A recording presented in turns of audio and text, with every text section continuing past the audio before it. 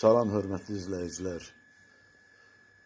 Bu deputat Günay Ağmalı qızının uşaqlığı verilməməsi haqqında dediyi fikirlər, mənfi rəylər insanı çilədən çıxardır.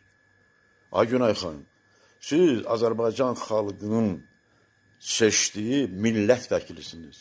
Siz Azərbaycan dövlət qanunçuluq orqanında, məclisində ən yüksək və yumuşaq kresloda oturursunuz.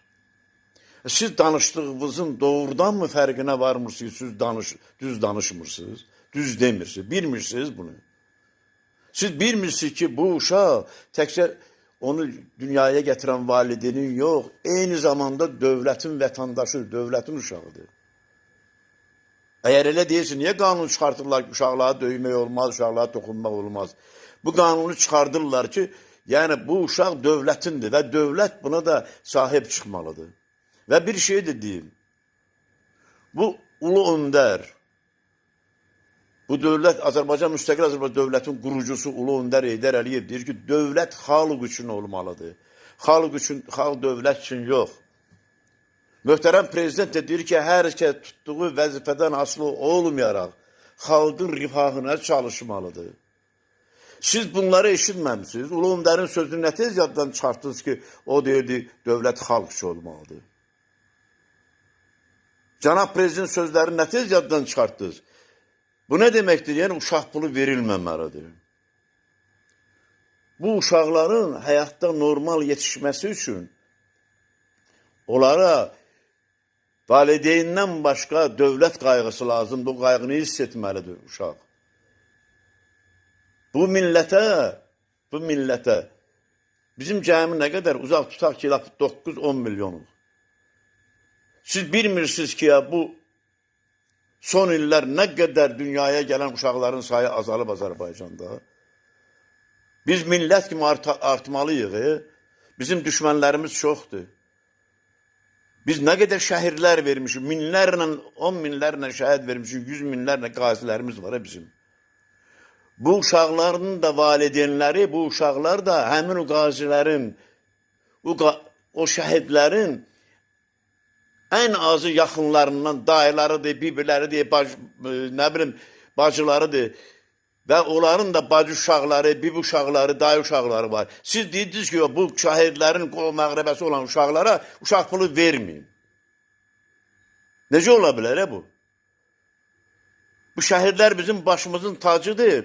Siz onlara dolayıcı olunan, onlara, nə bilim, bu demirəm təhqir edirsiniz, sadəcə olaraq ona etinasızlıq göstərirsiniz. Yenə deyirəm, bu uşaqlar ki, bugün siz deyirsiniz, uşaq pulu verilməsin, onlar məsələ şəhid olan şəhidlərimizin, əskərlərimizin, yaxınlarının, qohumlarının balalarıdır. Bu vətənin qoruyucuların, mələklərin, qohumlarının balalarıdır. Şəhid balalarına təbii ki, dövlət müəyyən böyük qayğı göstərir. Bəs bunların qohum əqrəbələri? Bibilərinin uşaqları, bacısının uşaqları, dayısının uşaqları və bir də bir şey deyim, yer üzündə yeganə biz millətik ki, yeganə milləttik ki, yaxşı mənada, çox yüksək səviyyədə. Biz elə bir dəyərli millətik ki, biz əvvəl övladlarımız üçün çalışırıq və sonra da övladlarımızın övladları üçün çalışırıq. Ki, onlar həyatda layiqli vətəndaş olsunlar, oxusunlar, yaxşı yaşasınlar. Bir baba ki, mən də bunu fikirləşirəm, yəqin nənələr, babaları mənə fikrimi təsdiq eləyərlər ki, biz həqiqətən də mənim də nəvələrim var. Allah mənim də nəvələrim saxlasın, bütün nəvələri saxlasın. Mən evdə də deyirəm hərdən ki, mən siz üçün yox, həyətdə işlədiyim, həyətə əkdim bağı, tərəvəzi, ağacı, nəvələrim üçün əkirəm. Yəni, onu demək istəyirəm ki, biz eyni zamanda nəvələrimiz üçün, balalarımızın balaları üçün çalışır. Belə bir yüksək millətin balalarına, övladlarına necə yəni dövlət kömək eləməsin? Necə uşaq pulu verilməsin? Bu uşaq dövlətin deyə vətəndaş, bu Azərbaycan vətəndaşıdır. Bu uşaq, bu dövlətin gələcəyidir, gələcəyi. Bunu Ulu Öndər də deyir, cənab prezident də deyir, hamısı deyir ki, uşaqlar Azərbaycanın gələcəyidir. Hər şeydə uşaqlıqdan başlayır. Vətəndaş kimi yetişməsi, ləyaqətli insanın ləyaqətli olması, necə deyərlər, normal həyat yaşamasından asılıdır. Təhsilindən asılıdır. Bu uşaq gələcəkdə ləyaqətli olmaq üçün onu uşaqlıqdan gərək qayğısını çəkilsin. Ona yuxarıdan aşağı baxılmasın. Ona diqqət olmalıdır. Birinci növbədə dövlət diqqət eləməlidir. Siz bunları bilmirsiniz. Ay Günay xanım, ay Ağamalı qızı, Allah atana rəhmət eləsin. Siz bunları bilmirsiniz. Bilmirsinizsə, əgər bəs onda niyə oturmuşsunuz o kürsüdə siz?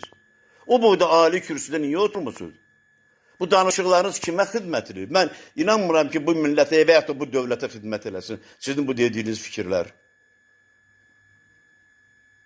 Bizim bu dəqiqə hələ o xarici, nə bilim, o kənar düşmənlərimizlə işlərimiz qutarmıyıb. Allah eləməsin, Allah qulaqlarımıza vurur. Görürsün ətrafımızda nələr başlayır. Bizə insan lazımdır, əskər lazımdır, vətəndaş lazım. Amma il-ildən doğumların sayı azalır. Çünki uşaqlar qayğı ilə yaşada bilmədiyi üçün valideynlər bundan imtina edir. Baxın da Azərbaycanda mən adam tanıyırdım ki, mənim orta yaşlarımda gəncdim. 14, 12, 10 uşaqları var idi.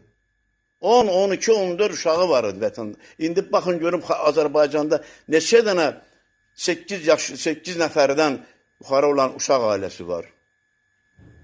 Bir baxın, araşdırın sonra deyin də. Hamısı bunlar yaşam tərzindən asılıdır. Mənim sizə bir ağsaqqal məsləhətim budur. Gedin sözünüzü geri götürün.